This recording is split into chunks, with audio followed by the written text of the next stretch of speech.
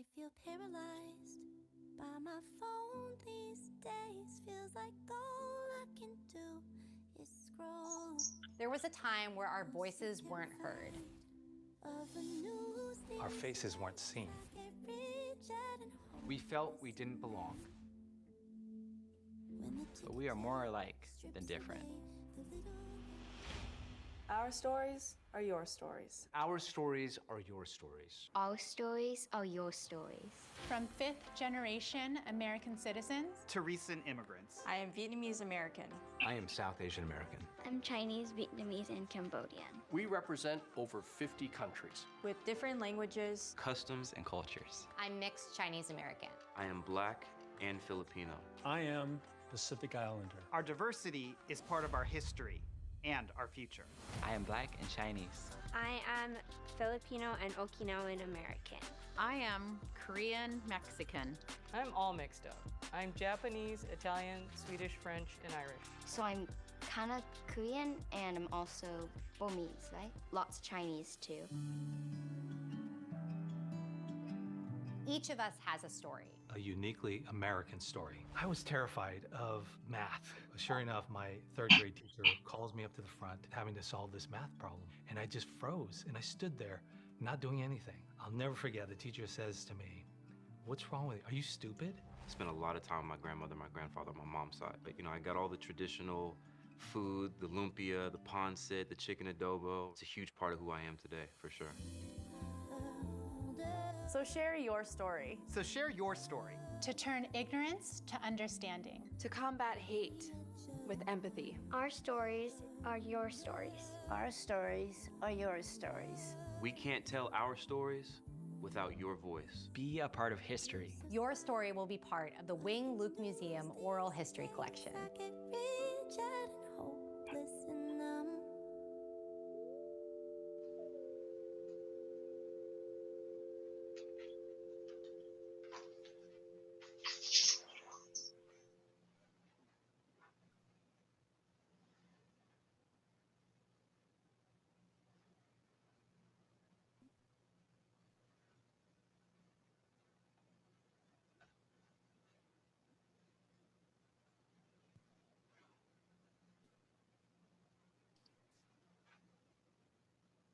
Okay, good afternoon, everyone, and welcome. On behalf of the Greater Seattle YMCA, my name is Michael Urbino. I have the privilege and pleasure of serving on the board of directors, and just want to thank you all for spending some time with us today. And thank you especially to our Asian Pacific Islander community and helping us observe and learn more about the community through our during our Asian Pacific Islander Heritage Month. I want to start by acknowledging our ancestral keepers of this land that we are gathered on today. We thank them for their immense contributions to our state and local history, culture, economy, and our identity as Washingtonians. The YMCA of Greater Seattle is committed to creating spaces for community to learn, heal, and build together a more equitable and just society. We know now more than ever, it's crucial to our collective progress to pause and celebrate the historical contribution of our diverse communities and lift the powerful voices of leaders in the Asian Pacific Islander communities. We also stand to promote social awareness impacting our diverse cultural identities and call out social injustice and inequities, such as anti-Asian hate, xenophobia, and violence. The hope for this event is to offer everyone the opportunity to learn and keep learning and listen and to honor our lived experiences so we can advance our collective journey and disrupt systemic racism and affect lasting change. I just want to add on a very personal note, those remarks are written and prepared, and I'm honored to share them. But I was watching the video, and young brother in the hoodie who identified as Black and Filipino, I understand, and I don't share it often, but my adopted father is Filipino, adopted from birth. So I identified Filipino until I was probably 11 years old, and I just thought, I was the only Filipino kid with an afro until finally the truth came out, and so on and so forth. And it's funny because my first fist fight in high school was my freshman year, and it was against another young Black kid who was making anti-Asian racist remarks. And I warned him and I told him, "I'm going to pop you." And he's like, "What do you care?" And da da da. And so I beat him up. I did, and I won the fight. It was embarrassing for him. I got a 3-day suspension for it. And my mother and grandmother, who both happened to be white, said, thank you for doing that. That's how we raised you. And that was a good 3-day suspension. And I know we don't encourage our kids to fight, but unfortunately it's real out there. I get it. I've seen it. I've witnessed it. I felt it in different levels. And so the Asian hate that's going on right now in our country just disgusts me on such a visceral level. So it's an honor for me to introduce our distinguished panelists. And I just want to add, because I know we're going to talk about Asian hate, but I want to talk about a little bit of Asian and AAPI love, and which is where I come from. And the contributions to our community around the Seattle region are immeasurable. And I want to say even more on a fundamental level to our country. You know, I served in the military, and I can tell you, if you do not know this, especially our Pacific Islander brothers and sisters, oversample serving in the military so much. I grew up, I came of rank with Guamanians, you know, with Hawaiians, Samoans, you know, and they oversample. And anybody in the Army especially knows that. So I want to say that we hear you. I hear you. The YMCA hears you. Hopefully everybody on this panel and the participants hear you. And I am just grateful to call you family and friends. So thank you for letting me say that point of privilege and show you and display my personal connection. But it gives me great pleasure to introduce Laura Eden, and she is the president and CEO of the YMCA of Greater Seattle, and she's going to take it from here. So thank you for being here. Michael, thank you. Thank you for sharing your story. Our story is your story. So thank you so very much. Thank you for the introduction and for your leadership on the YMCA of Greater Seattle's Board of Directors. Again, I'm Loria Yaden, President and CEO of the Y here in Seattle, and my pronouns are she, her, and hers. Good afternoon, everyone. You're in for a treat today. First, though, I want to start by acknowledging that the 1-year anniversary of the murder of George Floyd. And on this day, our thoughts, our thoughts, our prayers go out to the Floyd family and anyone who has suffered the loss of a loved one at the hands of senseless hate and violence. As we move our minds and our hearts towards the hard work of healing and restoration and recovery that's ahead of us, we pause in this moment to recognize how the tragic death of George Floyd and others like him catalyzed action and forever changed our world. So I ask you, please pause with me in remembrance.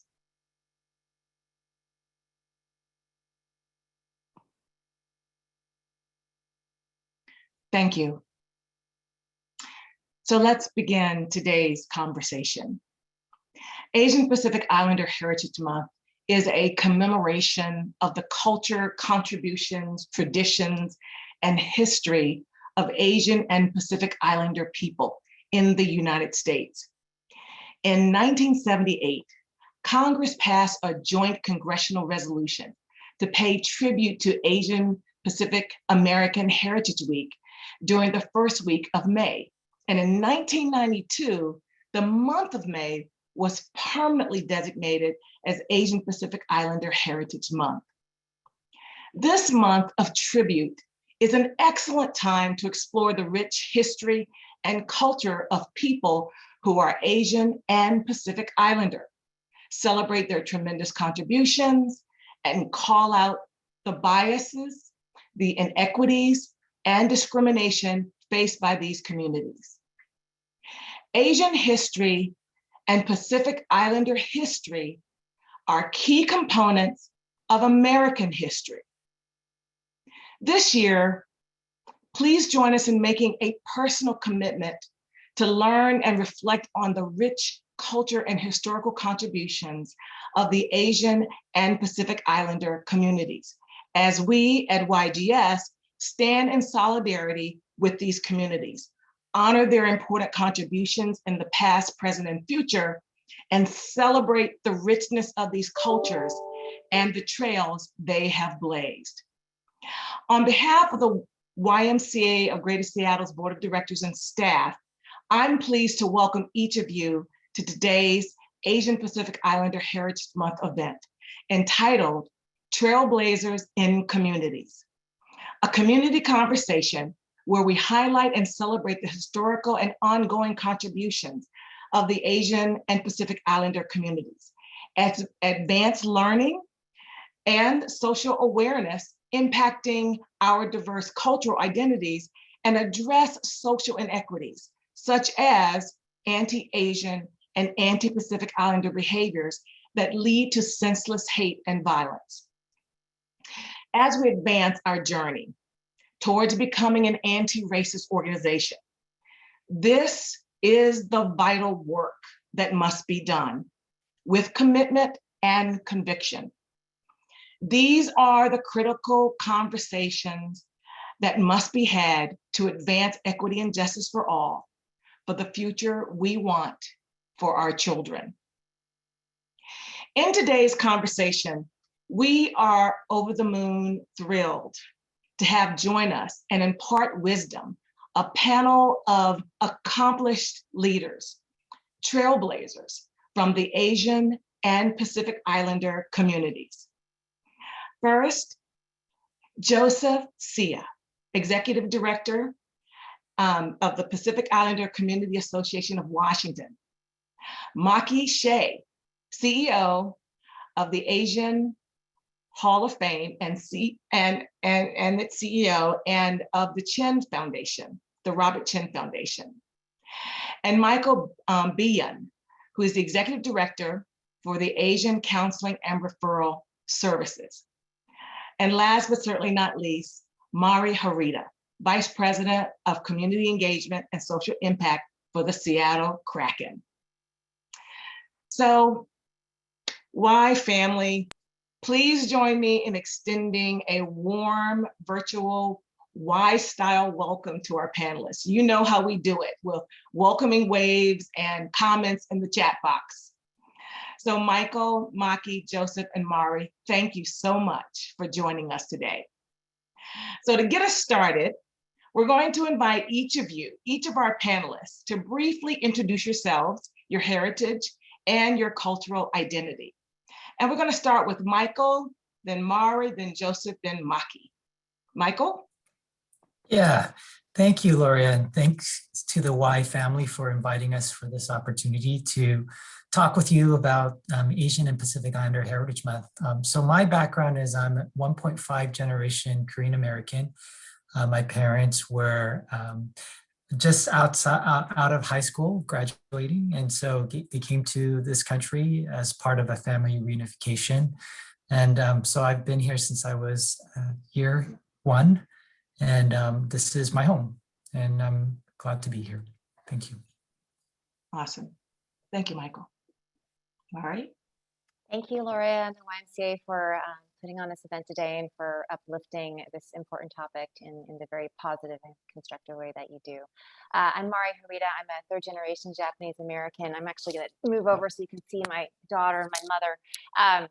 I'm born and raised in Seattle, and yes, this is my home. So thank you. Thanks for having us here. Great. Thank you. And Joseph.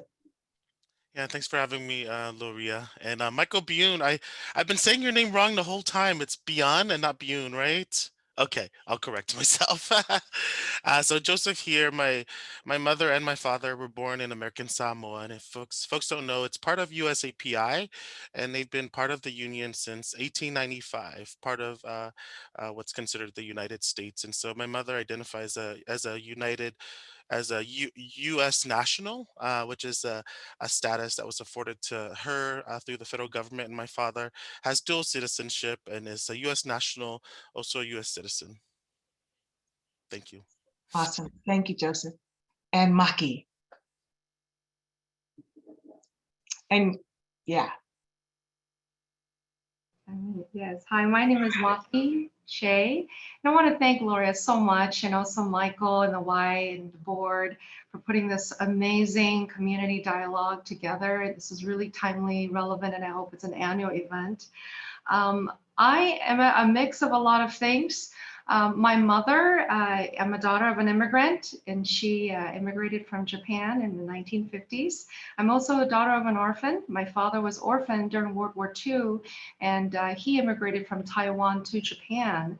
I myself was born and raised in Taiwan and Tokyo as an American citizen. After my mother was naturalized, she went back to Asia. So I have a very interesting vantage point that I hope could add a lot of value to this conversation, because I come from a local perspective, but also very national and global. I mean, for example, all of my corporate jobs, have been taking me around the world. I have 1 million miles in my United Airlines account. So, but at the same time, I really believe firmly that change comes from the local community. So thank you so much for having me here today. Well, thank you all for introducing yourselves, and we're so glad you're here. Recently, I had the opportunity to speak with a native son of Seattle, Bruce Harrell, about his experience of growing up in the Central District. So as we get started, let's take a quick listen at what he had to say about growing up in the CD. Let's roll film. Please tell us about your upbringing in the Central District. In the Central District, that was a time where, while we still had what they call income inequality now, we had different socioeconomic levels. My parents were just working class folks, as you described, an African-American father who was actually a construction lineman, an apprentice lineman who moved into management at a time where African-Americans were getting new opportunities in management. And my mother actually worked for the Fax newspaper, and both did not have the opportunity to attend college. And so they sort of drilled in me the need to go to college and further one's education.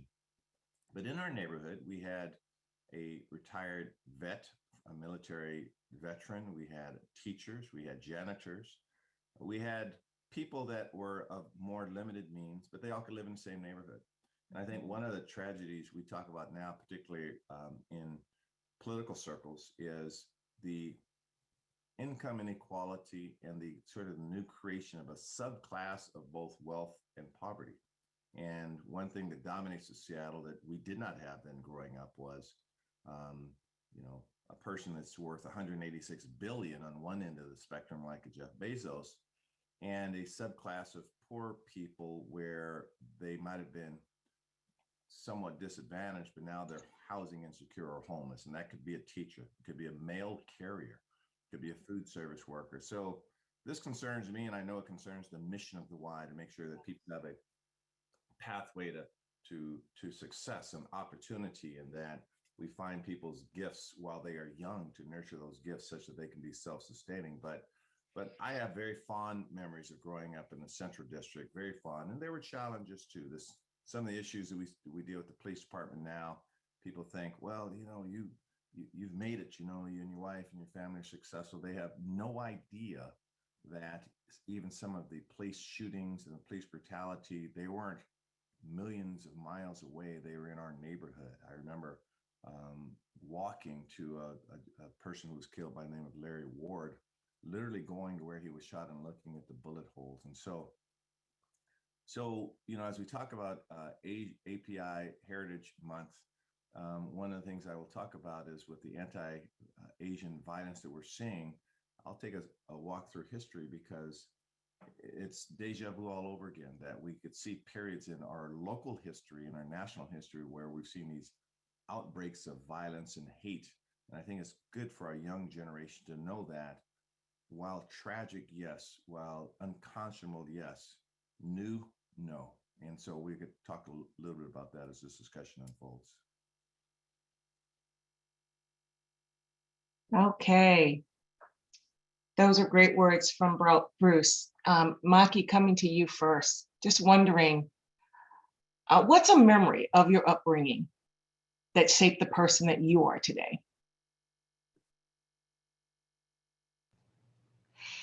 Growing up as an American overseas, you really see that Asians are the majority overseas. We're 60% of the world. And if you include Persia, for example, Asian Hall of Fame, we recognize 32 Asian countries, including West Asia. If you include Persia, we're now closer to 70. If you include Africa, Latin America, we're 80% of the world. So coming to America at the age of 15, when I went to boarding school and hearing that I was a minority and that we are minorities and we have a minority voice, we have a minority vote, we're 7% of America, so we're not significant, we don't matter, we should just go back to where we came from after we contribute and help America, was a little bit odd. It was off-putting and it was confusing because outside of America, we're the majority and we contribute so much and we're honored and respected. Americans love us. And then we come to America and suddenly we're really not revered, respected, recognized, and our children are put on an Oscar stage and laughed at because they create iPhones for the rest of the country. And to me, growing up as a majority and coming in as a minority and seeing that differential just by a little hour flight, you know what, it made me really passionate about bringing equity, justice, and this conversation to our local communities and letting them know that you have a voice, you have a platform, and we're here to support you. We're here to support each other. Mm-hmm. Thank you, Maki. Joseph, anything to share? Yeah, I think growing up as a Pacific Islander person, it's so I think it's a little bit of opposite of Maki's experience, right? Because I think Pacific peoples are there's not too many of us, right? Native Hawaiian Pacific Islanders, and so just so you guys know, Biden did release a proclamation and specify the language around this day. It's Asian American, comma Native Hawaiian, comma Pacific Islander, and I just want to make sure that we're also honoring Native Hawaiian people that are also listening in. And a lot of that language changes is due to a lot of the organizing that we've been doing on a national level to really bring a lot of understanding around the what do you call it? The aggregation that is kind of have been problematic for Native Hawaiian Pacific Islander people, in that a lot of our statistics and our issues have been hidden under the API umbrella. But as you know, a little bit separate, opposite of Maki's experience, Native Hawaiian Pacific Islanders, there's not a lot of us, and so I think all of our lives we've been told that we don't matter, that our numbers are too small, and oftentimes how the federal government and other peoples have treated us is by lumping us in with the Asian community. And so I think it's an experience of erasure that I think a lot of Native Hawaiian Pacific Islanders experience, and not being honored as a community with their own unique perspectives. And also there are many nations within the Pacific that we work with, right? Not just Native Hawaiian, but there are Chamorro people, Fijians, Tongans, Palauans, Chuukese, I mean, you name it. Just as diverse as the Asian mainland, it's very diverse in the Pacific Ocean with ocean-based people. So I think that's a little bit about my experience, Loria. Thank you. Joseph, thank you for voicing that and sharing that. Okay, Mari and Michael. Well, I think I would say that the most salient influence, or the biggest influence in my experience is, and Bruce mentioned that the anti-API violence and rhetoric isn't new. You know, it's disturbing, but it's not new. And my mother, who's 91, spent 3 years of her life as an American citizen in the Minidoka incarceration camp, and was one of 120,000 individuals of Asian descent, the majority of whom were American citizens. And yet, because frankly they weren't white, they were able to be taken from their homes and their jobs and their livelihoods, put on a train, stuck in a chicken coop for a while, and then transferred out to these middle of nowhere incarceration camps behind barbed wire, in barracks, sharing the space with 6 other families they didn't know until they were allowed to leave.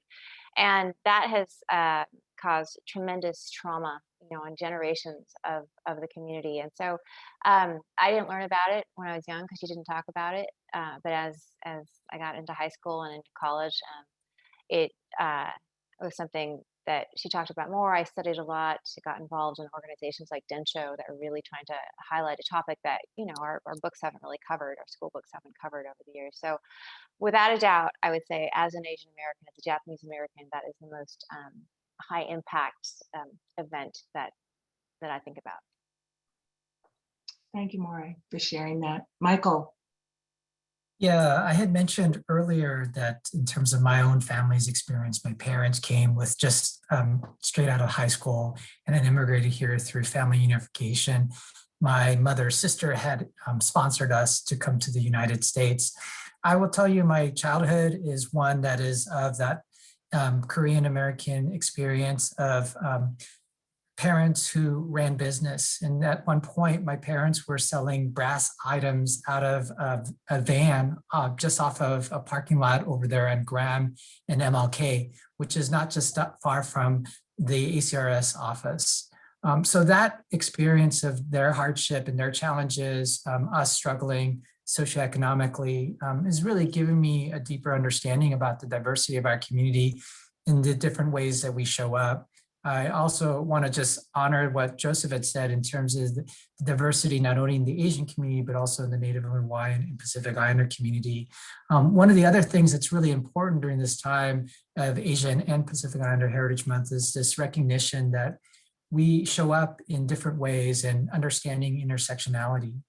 Those who are people with disabilities, people who are of mixed race background and experience, those who are LGBTQ. So just recognizing that when we talk about this month, that we are also talking about the diversity of the way we all show up each and every day.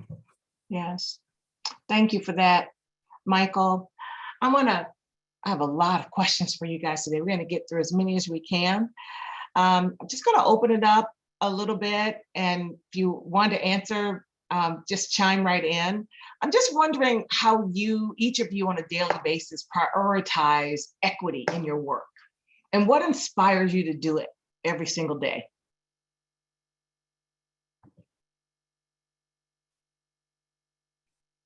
Mari, I see you're smiling. Well, You have a thought? we're waiting for you to call on us, Gloria. Okay.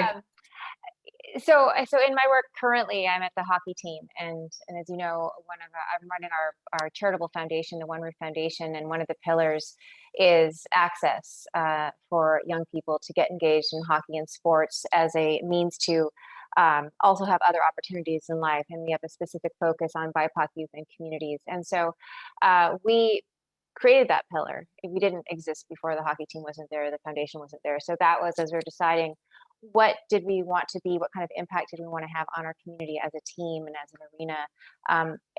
Equity really was the center of the foundation. We said, okay, well, there's so much need in the community. How can we really lean in? How can we help to support other organizations and communities? And so equity is center to what we do at the foundation, and inclusion is a huge part of what the whole organization does every day. But that's one way in which we approach it. Mm-hmm. Okay. I can go next. Lori, I think that this work is like one that it's just not a day job experience. It's really living it, thinking about it every day. And part of what we've been doing at ACRS is just making sure that we have access to the right tools to do the necessary work around equity. And so a couple of things I would lift up here for this audience is this importance of deeper self-reflection, understanding where our biases come from. The other part too is about deeper analysis, recognizing that what we see on face value or what we see in social media alone is not sufficient for us to make decisions. We need to go deeper into understanding those critical issues more deeply. And an example and point is in the way that we address the rise in anti-Asian hate and bias and racism.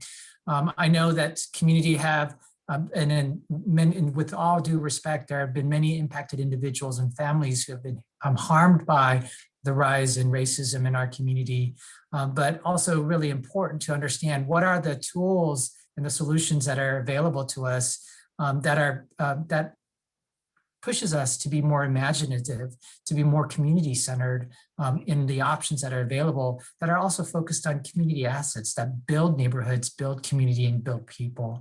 So that's one area that we've been doing a lot of deeper analysis and thinking about. Mm-hmm. That's awesome. Yeah, that's a huge question, Loria. Equity. My focus has always been like liberation, right? As opposed to equity, right? Which is oftentimes I think it's just a band-aid approach. But how do we re-envision the features that we and the places where we want our descendants to live in, right? How do we reimagine what that can look like. And so, I mean, part of it is, how do we make sure that we're preserving the values, the languages? How do we make sure that people have access to lands, right, where they can actually understand where their foods come from, right? How do we work with our communities towards food sovereignty? And for Pacific Islanders, the equity conversation has always been, we've been erased in data, right? We don't have any data. So if you don't see data, then you don't know that my community is actually dying, that there are all these disparities within all of these systems, right? And so the ways that we've been trying to mitigate that is by fighting for data disaggregation, not just for Native Hawaiian Pacific Islanders, but for Asian American communities, but not just like speak about data disaggregation. How do we operationalize it? How do we work with the governor and our lawmakers to actually have a bill to mandate that that data disaggregation lives somewhere, because there's so many needs that our different communities have, and the data collecting mechanisms that we're doing to actually know if we're doing anything real, like if we're mitigating injustice. How do we know that if the tools that we have at hand is really less than standard, and so that's been the place of mitigation for us, but liberation is the big goal. Yeah, Yeah. I hear you. Equity is the Band-Aid, liberation is the goal. That's what I hear you saying. I just want to ask a follow-up question, if I may, about the data disaggregation. I'm just wondering, what is the data telling you about the needs in your community?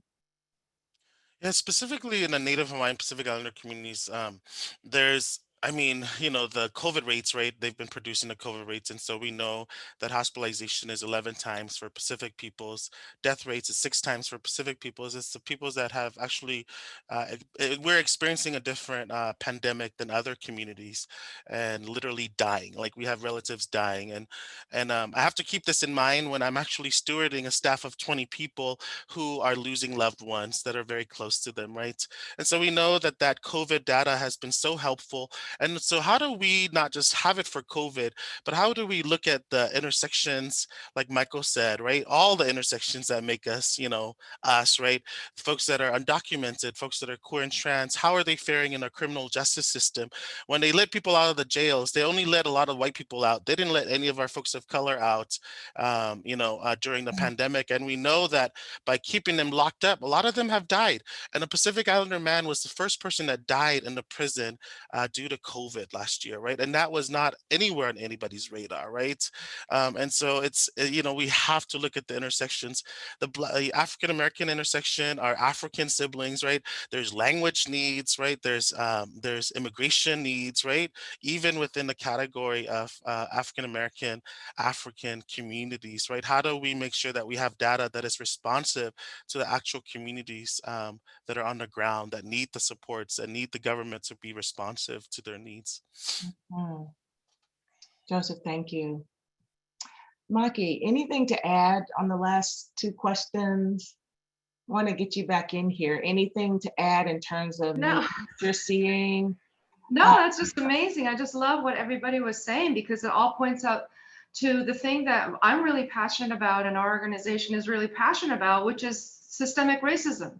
It's structural, it's in the system, it's been around for hundreds of years. It's not just this year, it's not just 10 years ago, it's not just since World War II, it's been 500 years, ever since the Portuguese first landed in the port of Malacca. That's modern day Malaysia. And what do they want? They wanted land, resources, people, labor, technology. It's the same repeat of what we're doing right now. They need our land, resources, people. And once we contribute, it's time to get out of here. And that's what I'm talking about when I'm talking about systemic racism. We wouldn't need an Asian Hall of Fame. We wouldn't need a Robert Chinn Foundation who had to step in because Seattle families were being redlined against. There were refused mortgages and small business loans in the 60s. No banks would ever loan to anybody in the Seattle area if they're Asian. We wouldn't need any of these amazing foundations right now in this panel if there was no systemic and structural racism. It's stacked against us. And one of the things that I like to talk about is I'm a voting member of the Recording Academy. It's the foundation that dictates who gets a Grammy. Grammys are important because it's millions and millions and millions of dollars in sponsorships and touring. But guess what? Guess how many Asians are in the voting body? It's not 60%. It's not 20%. It's 1%. If 1% of the leadership is voting on a huge award that's going to give you billions of dollars, it's like trying to run for mayor in a city where there's only 100 Asians. You're not going to get the mayor position. You're not going to become an elected official. It's stacked against you from the beginning. And particularly, I think these narratives that are being missing, they're being omitted, they're being reduced, marginalized. They're being told, okay, if you're a very small percentage of the vote, well, we really don't care. That's not okay. And that has to change. And that's why these conversations are really important. That's what gets us all up every day. Wow, thank you, Maki. Anyone have anything else to add there?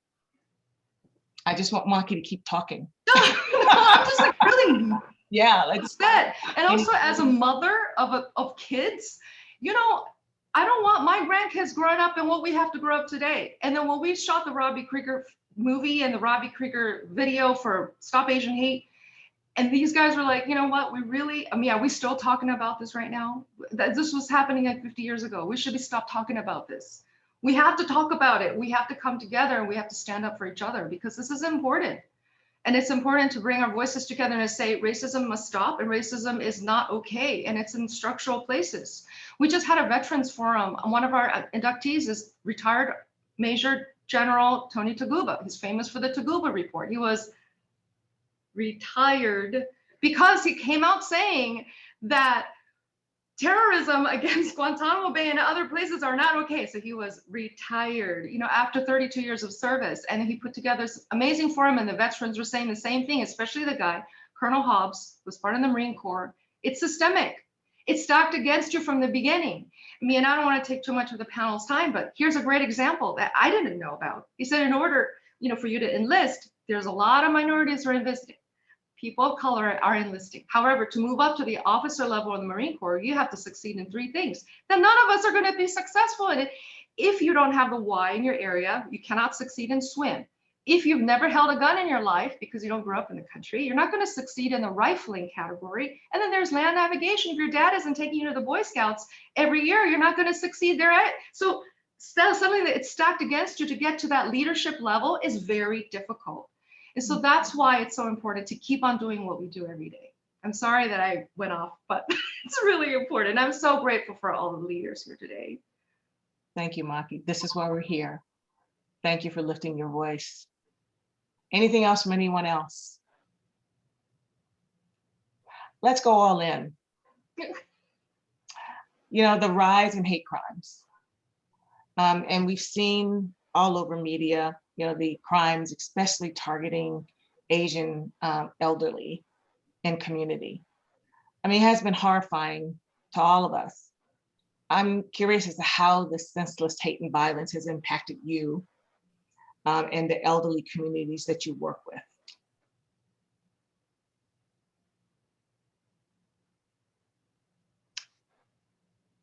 Mari? Well, I don't work with a lot of elderly communities, but I will say that my mother, who is an elderly Asian, commented that she was feeling unsafe. You know, she didn't feel safe to go to YMCA on Sound Transit. Not that she should be riding Sound Transit during COVID, but you know, she was afraid she'd get quote unquote whacked. And that was really sad after everything that she's gone through. And so as you know, that and other conversations and the Atlanta shootings were really the impetus behind this Our Stories Are Your Stories campaign that you were kind enough to show the video of, to elevate that story about not just what's happening, but why is this happening and how can we help counter it? And there's been a lot of efforts around the anti-AAPI hate movement since, you know, Trump came out with the Kung Flu China virus thing. And so that's a really, really important conversation and narrative.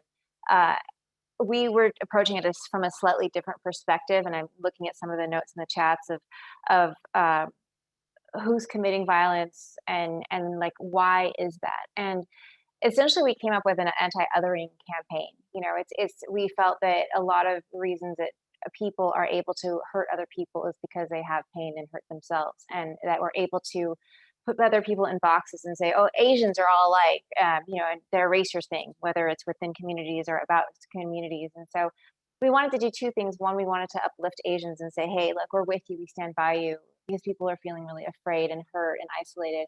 But we also wanted to raise some awareness and understanding around Asians are many, as this esteemed panel has said, many different countries and cultures and languages and generations and experiences. And it's not all one group. And Asians are Black and Hispanic and Indigenous and white. People are just people, and there's all these artificial constructs that have been put in place to divide us, as Maki said, since the beginning of time. And if we can start to strip away at that and tell people a story and see Doug Baldwin and see Ben Gupta talk about their different experiences, then we just see the people. And so that's how we've responded to some of the anti-API hate and violence of late. Mm-hmm. Michael, anything to add? Yeah, I'm just along this line of just what our communities are confronting, especially our older adults, and also the statistics are showing that there are also targeting more women who identify women in terms of being targets. I think the important thing in this is that our communities can definitely address this in one way or another, and I think there's a real important value in thinking about addressing this in an upstream way. What is at the root of the violence? Part of that is this notion of the myth of the model minority that continues to perpetuate our society, that have been put forward by, to be frank, white people. And so it's important to continue to show, as Mari had demonstrated and shared in the video, the diversity of our communities and how we show up. The other part too is that I think that in terms of this concept of safety, what would make communities safe? What would make our older adults more safe? What would make our women, those who identify as women, safe in this situation who are Asian? And part of it is to look at what are some ways of focusing with the community asset approach. Is there a way, especially in our neighborhoods where there's diverse communities, is there a way to strengthen bonds among one another to keep each other safe, regardless of what you look like? Is there an opportunity to look at young people more as an asset who can support and help intergenerationally? I mean, these are important things that I think we're not doing enough work to spend time on focusing on versus on policing and prosecution as the major tools to address hate crimes. Mm-hmm, mm-hmm. Michael, thank you for that. Before I go to the next person, could you just go back and say a little bit more about the myth of the model minority? This is a learning series, so please, for those who are here to learn, say more about what that means. I mean, from my understanding of that concept is really this idea that we are a particular background, we're well-to-do, we're educated, we are doctors, lawyers, and so forth. And I think that piece it creates a wedge. It creates a division where people feel that that there is definitely some separation or difference. And I think it has to be really clear that we aren't that. I mean, we represent all diversity as an example and point on this panel. And so continuing to reinforce that this construct of this model minority is false, that we are like everyone, and we come from various backgrounds. Mm-hmm. Okay, anyone have anything else to add? If not, I want to jump into the next question.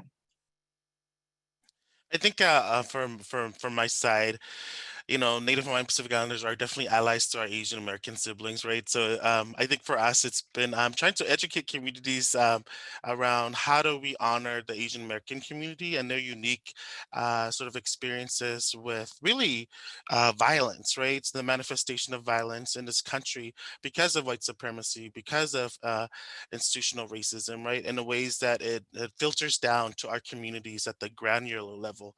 And so a lot of the work that we've been doing out of PICA is, this isn't our conversation. This is not stop AAPI hates. It's actually stop Asian American hates, right? And how do we lift up the experiences of our community members that suffer from a very particular form of violence, right? That all of our communities of color, there's manifestations of how violence shows up in the ways that our peoples are all victimized, right? Whether systemically, institutionally, or interpersonally.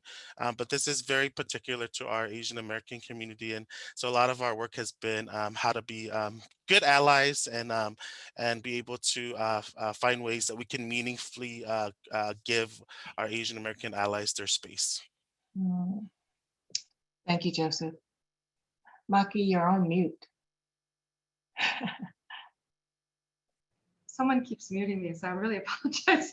I wanted to build on what Joseph said because I'm really passionate about this alliance, and that is that yes, the hate and the crimes against the Asian American community has been really focused on the Asian American community by the media. But there are two things. First of all, the Asian communities overseas and Hawaiians and Pacific Islanders living overseas, they've been experiencing escalation of violence, particularly when you are in for example, in an area where it's predominantly homogenous. So if you have Pacific Islanders who are living with a lot of Pacific Islanders, the crimes, you're not going to see that kind of crime. Just like a lot of Japanese told me, well, we're not seeing any crime against the Japanese. I said, well, because you're living in Japan. Okay, because they're all 100% Japanese. But if you're living in, for example, Japanese in Brazil, right? There's 5 million of them, okay? There are Chinese living in Italy. There's 20 million. I mean, all around the world, you have millions and millions of communities living in communities that are really not predominantly of that culture. And that's when you're seeing a lot of this systemic hate, systemic racism emerge every time there's like a pandemic or an economic issue. The other thing that I wanted to say is the Asian Hall of Fame is really passionate about recognizing Native and Indigenous tribes. Because when we think about Hall of Fame, we think, oh, it's glitter and glam, and it's all about like all these people who've invented stuff. It's not true, because we have so many people in the Native and Indigenous tribes and in Pacific Islanders and Alaskan Eskimos who are just marginalized. Their narratives are not even built in anywhere. They're not built in the national narrative in the American culture. They're not built overseas either. I mean, did you know in Taiwan there's 16? That's where I'm zooming in right now. I'm in Taipei right now. There are 16 indigenous tribes in Taiwan that are being marginalized, and their culture and language are disappearing. And they want to reclaim. They have a whole liberation story too. And there are 48 tribes in China. I mean, I don't need to go into the human rights things in this one, but you know, there's a lot of issues out there where people are not being heard, and the violence against them is not just getting beaten up in a parking lot. The violence against them has been going on for a long time. You know, that kind of built it into their whole system. It's like it's been wrestled from them. The land has been wrestled. I mean, that's the ultimate violence, having no home. So I think that I really wanted to build upon that and all the great work that all of you are doing to advance equity. Thank you. Yeah, so important that we, the solidarity among all groups, recognizing any one group being attacked is an attack on all groups. Because anyone who is minoritized is vulnerable. And for those who try to hang on to power, it creates an opportunity for them by continuing to diminish and minoritize that group. You know, historically, minoritized communities have been pitted against each other. We've been talking about that. And that is on purpose, to cause division, to stoke hate, to preserve power. You know, recently I had the opportunity to speak with Justice Mary Yu about this power ploy to drive divisiveness. So let's listen to what she had to say about this.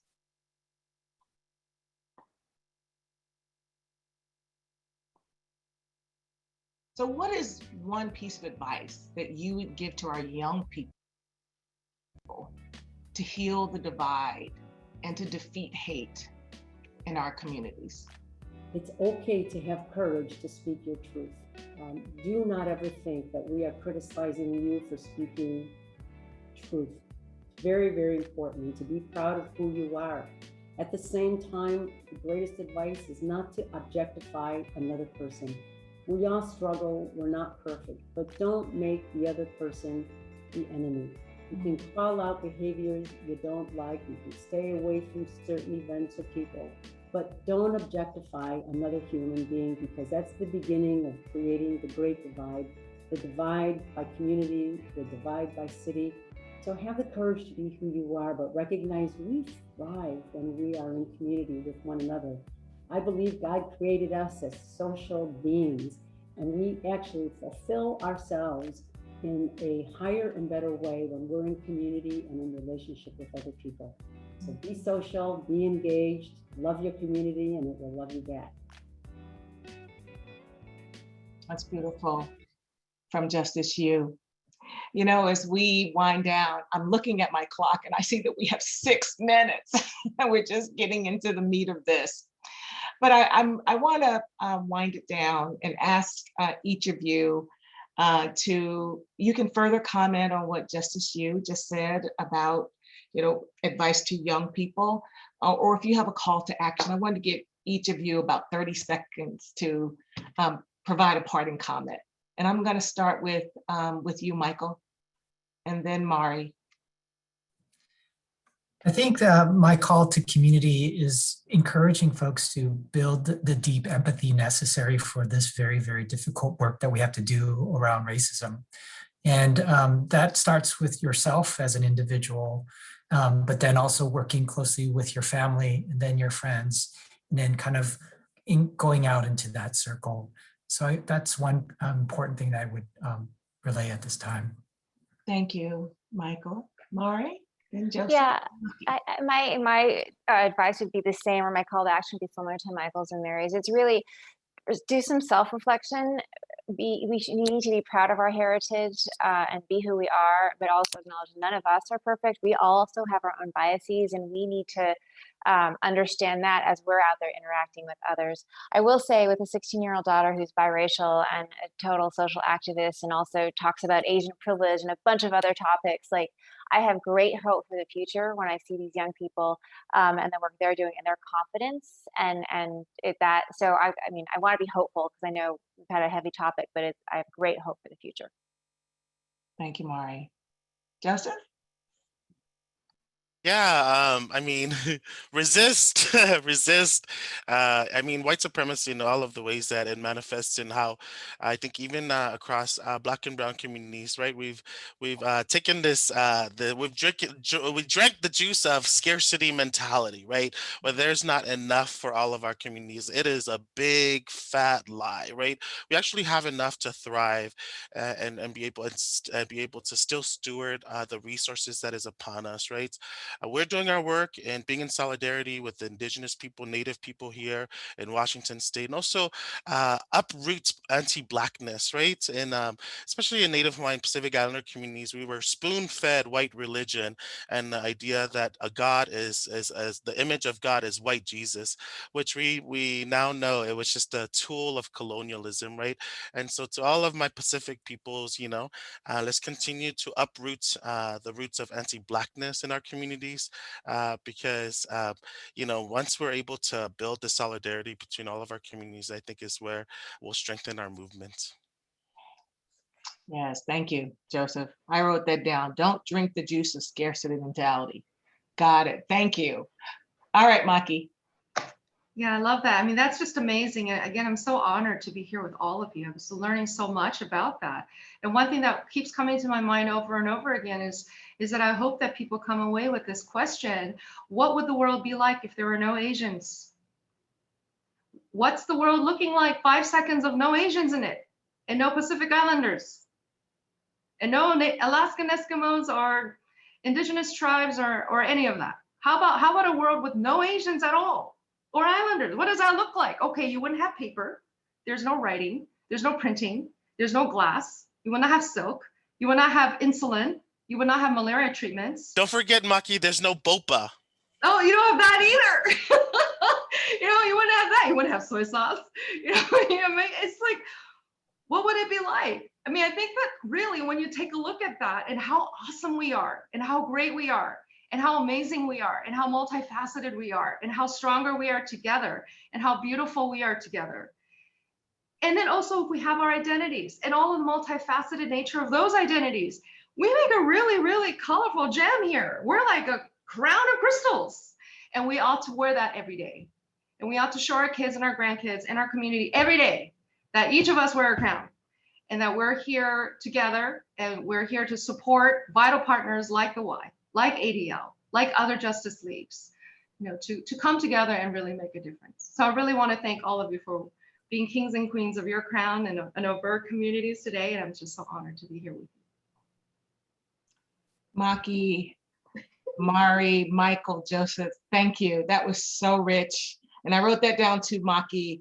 We're crowns of crystal, because that's what all of this makes up for us. So thank you for that. I can't believe our conversation is done, but our time is winding down. I so appreciate the wonderful and powerful messages that each of you has shared today.